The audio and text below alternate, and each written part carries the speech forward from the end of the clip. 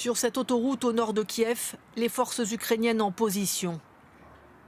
De l'autre côté, invisibles sur ces photos mais bien présentes, des troupes russes qui avancent inexorablement sur la capitale ukrainienne. Sous le feu, les soldats se replient temporairement à l'abri, sous le pont. Bien moins puissante que son adversaire, l'armée ukrainienne résiste, mais combien de temps le siège de Kiev va-t-il durer ? La nuit dernière, plusieurs explosions dans le ciel de la capitale, dont celle-ci. Selon les autorités ukrainiennes, un missile russe intercepté par la défense anti-aérienne. Les débris seraient retombés dans ce quartier de l'est de Kiev, sur cet immeuble résidentiel. Une nuit d'effroi pour les habitants frappés par la guerre.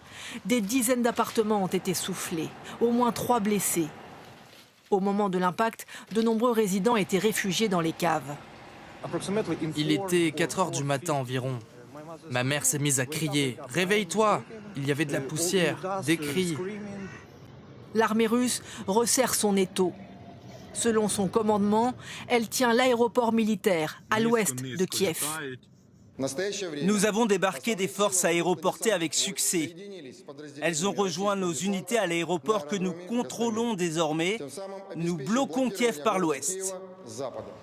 À 80 km au nord, à Ivankiv, l'armée ukrainienne aurait détruit ce pont pour empêcher l'avancée des troupes russes.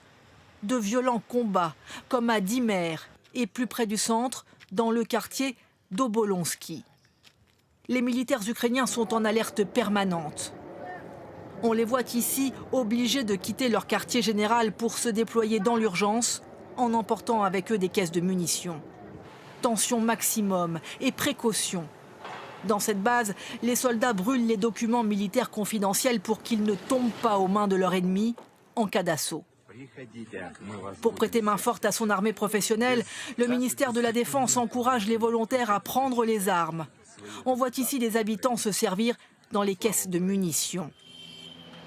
Dans le centre de Kiev, le déploiement de nouvelles forces, sous les applaudissements d'habitants qui veulent croire que leur armée peut résister face à la seconde puissance militaire mondiale.